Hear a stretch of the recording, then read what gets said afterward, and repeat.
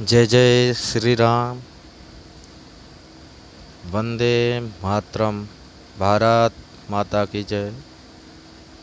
हमारे सभी सनातन धर्म प्रेमी माताएं बहनें भाई बंधु, मैं सत्यांशु जी महाराज कट्टर हिंदूवादी आप सभी को कोटि कोटि नमन और प्रणाम करता हूँ। आज हमारे देश में जो हो रहा है उसे देखते हुए हम अत्यंत दुखी हैं और क्रोध भी आ रहा है मुझे कि हमारे सनातन धर्म पर घात पर भी घात प्रतिघात होते जा रहे हैं, फिर भी हम शांत बैठे हुए हैं, फिर भी हम सद्भावना दिखा रहे हैं।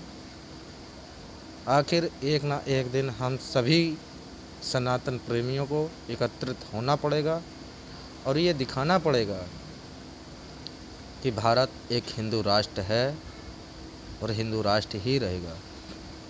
जब जब जिसने भी हमारे सनातन धर्म पर तिरछी नज़र को दृष्टि डालने की कोशिश की है तो उसका परिणाम क्या हुआ। अकबर को हो या फैजल खान हो या अंग्रेज हों, कोई भी हों, हमारे पूर्वजों से, हमारे वीरों से हमें ये प्रेरणा लेनी चाहिए कि वो अपने भारत मातृभूमि के लिए उन्होंने अपना सर्वस्व बलिदान कर दिया और आज हम क्या कर रहे हैं उनके लिए। कम से कम हम कुछ ज़्यादा नहीं कहते, हम बस इतना कहना चाहते हैं आप लोगों से कि आप लोग अगर कुछ नहीं कर सकते हैं तो कम से कम हमारे जो वीर हैं जिन्होंने अपनी मातृभूमि के लिए, अपने सनातन धर्म के लिए अपना सर्वस्व निछावर कर दिया, उन बलिदानियों को, उन वीरों को कम से कम हम कलंकित तो ना होने दें। आज समय है कि हम अपने आप को सक्षम, सुदृढ़ बनाएं और दिखा दें उन देश के गद्दारों को जो घर के अंदर बैठे घात लगाए बैठे हुए हैं, हमारी जड़ों को खोखला करना चाहते हैं सनातन धर्म की। उनको दिखा दें कि जब सनातन धर्म पर कोई घात करता है तो उसका उत्तर उसे उसी रूप में दिया जाता है। रामनवमी वाले दिन जहाँ पर हमारे सनातन धर्म प्रेमियों पर फूल बरसने चाहिए थे, वहाँ पर ईंट पत्थर बरसाए जा रहे हैं।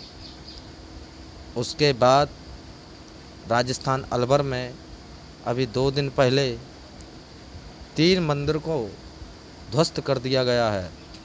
ये क्या है? हमारे सनातन धर्म पर प्रतिघात है। अर्थात दिखाना चाह रहे हैं कि सनातन धर्म अब कहीं कुछ नहीं है, अभी भी समय है, जाग जाओ।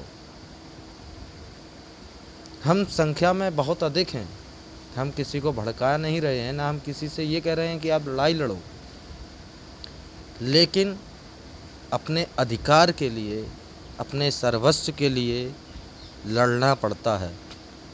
प्यार करो, सद्भावना करो।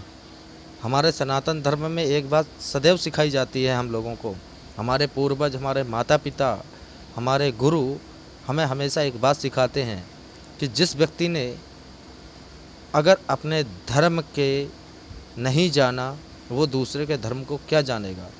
हमारा धर्म, हमारा सनातन धर्म हमें यही सिखाता है कि हम अपने धर्म की भी रक्षा करें, साथ साथ में दूसरे धर्म की भी रक्षा करें। लेकिन जब कुछ असुरी प्रवृत्ति के लोग जब इकट्ठे हो जाते हैं तो उनके लिए भगवान राम बनना पड़ता है। वन वन भटक कर हमारे प्रभु श्री राम वन वन भटक कर आताताइयों को मिटाने के लिए 14 वर्ष का वनवास भोगा और लंका तक पहुंचकर उन्होंने आताताइयों को समाप्त किया। परशुराम जी को एक ब्राह्मण बालक होने के बाद शास्त्र को छोड़कर उन्होंने आताताइयों को मिटाने के लिए शस्त्र उठाया, अपना सर्वस्व निछावर करके ब्राह्मण होते उनका कर्तव्य था कि शास्त्रों का ज्ञान देते, लेकिन आताताइयों को मिटाने के लिए उन्होंने शास्त्र का उपयोग न समझा उपयुक्त तो शस्त्र उठाया। सहस्त्र अर्जुन को उसका अहंकार सहित उसको नष्ट किया। भगवान श्री कृष्ण, कंस ने जब अपनी बहन देवकी के साथ आताताई किया तो भगवान श्री कृष्ण ने भी उस आताताई को मिटाने के लिए अपनी जन्मभूमि, अपने माता पिता को त्याग कर गोकुल में आके वास किया। 11 साल तक उन्होंने अपने माता पिता से वंचित होकर आताताइयों को मिटाया। क्या इन ऐसे महान देश में महाराणा प्रताप हुए, हमारे शिवाजी राज भोसले हुए, महारानी लक्ष्मीबाई, वीर भगत सिंह, चंद्रशेखर आज़ाद, सुभाष चंद्र बोस, ऐसे देश के वीरों को हम क्या कलंकित होने देंगे? आज समय है जब हमारे देश में, हमारे घर में कोई प्रतिघात लगाए बैठा है, हमारे देश को कमज़ोर करना चाहता है, तो उनको उन्हीं की भाषा में उत्तर देना अति आवश्यक है। इसलिए हमारे प्रिय सनातन प्रेमियों, भाई बंधु, माताएं बहनें, अब हुंकार भरने की आवश्यकता है। हर माता बहन को चंडी और काली का रूप धारण करना होगा, महिषासुर मर्दनी बननी होगी, चंड मुंड संहारणी बनना होगा। हर हमारे भाई बंधु को परशुराम की तरह फरसा उठाना पड़ेगा, राम की तरह प्रण करना होगा कि निश्चरहीन महि करो प्रण उठाए भुजकीन। इस तरीके से भगवान श्री कृष्ण की तरह हमें कभी रणछोड़ भी बनना होगा और इस भारत भूमि को, अखंड भारत को, हमारी भारत माता आज हमें पुकार रही है, रोकर बिलख कर कह रही है कि हे भारत के, हे मेरे लाल, कहाँ हो, आके मुझे बचाओ इन आतताइयों, ये विधर्मियों से। आतंकवाद, भ्रष्टाचार कभी जात पात नहीं देखता है। इसलिए जो भी हमारे सनातन धर्म के विरुद्ध में खड़ा हो, उसके लिए अब हमें सख्त से सख्त कठोर कदम उठाना होगा। इसी आस के साथ में मैं आज आप लोगों तक ये अपना संदेश पहुंचा रहा हूं। अगर हमारी बातों से या हमारी भावनाओं से आपको जरा भी, अगर आप सनातन धर्म प्रेमी हैं, हिंदुत्व प्रेमी हैं, भारत माता के सपूत हैं, आप वास्तव में हिंदुस्तानी हैं, तो अखंड भारत को बनाने के लिए प्रण लें। नहीं, आज के आने वाले समय में हमारी जो भावी पीढ़ी है उनको हम एक उज्जवल भविष्य नहीं दे पाएंगे अगर यही हमारी भारत की दुर्दशा रही। इसलिए अभी भी समय है कि आप उठो और प्रतिघात का करो। जब जब उठेगी हिंदुत्व पे तलवार, तो हम उसका जवाब तलवार से ही देंगे।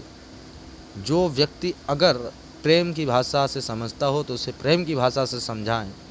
जो जिस भाषा में समझना चाहता है उसे उस भाषा में समझाने का हम प्रयत्न करेंगे, लेकिन अपने सनातन धर्म पर, अपने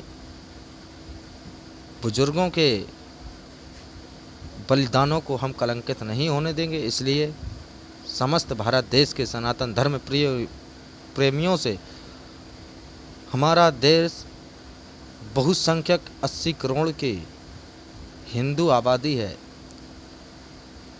फिर भी हम दबके रहें। हमारा हिंदू राष्ट्र है, फिर भी हम दबके रहें। इसका तात्पर्य क्या है? उन विद्रोहियों को, उन देशद्रोहियों को ये सबक सिखा दो, कोई भी हो, कि जब तक हम शांत हैं, जब तक शांत हैं, अगर एक बार हमने अगर कोई कदम उठा लिया तो फिर रोकने की क्षमता पूरे ब्रह्मांड में किसी को नहीं है। मैं एक व्यक्ति का नाम नहीं लूँगा, मैं अपने मुंह से उस व्यक्ति का नाम नहीं लेना चाहता हूँ। हैदराबाद से जो बोलता है कि योगी को हम मठ भेज देंगे, मोदी गुफा में चले जाएंगे, उसके बाद में तुम्हारा क्या होगा, ऐसे लोगों से अगर आप समझदार हैं तो आप समझ ही चुके होंगे कि ऐसे लोगों के साथ में हमें क्या करना चाहिए और क्या नहीं करना चाहिए।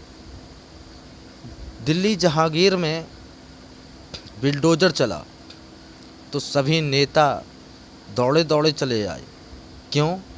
और वही हालत जब राजस्थान अलवर में हमारे सनातन धर्म पर घात हो रहा था, तब ये लोग कहाँ हैं? क्यों चुप बैठे हुए हैं? तब इन्हें धर्म नहीं दिखाई दिया, तब इन्हें कुछ नहीं दिखाई दिया। ये राजनीतिक पार्टियां हैं, ये अपनी रोटियां सेकेंगे। हमें किसी भी राजनीतिक पार्टी से कोई मतलब नहीं, हमें सिर्फ मतलब है अपने सनातन धर्म पर। जो सनातन धर्म के लिए लड़ेगा हम उसके साथ में खड़े हैं, जो सनातन धर्म के लिए सर्वस्व न्यौछावर करेगा हम उसके लिए सर्वस्व न्यौछावर कर देंगे। जो हमारे सनातन धर्म के विरोध में रहेगा वो हमारा सबसे बड़ा दुश्मन होगा। इसलिए आप सभी माताएं बहनों और भाई बंधुओं से हमारा यही अनुरोध है कि अभी भी समय है कि आप अपने सनातन धर्म की स्वयं रक्षा करें। जय हिंद, जय भारत, जय श्री राम।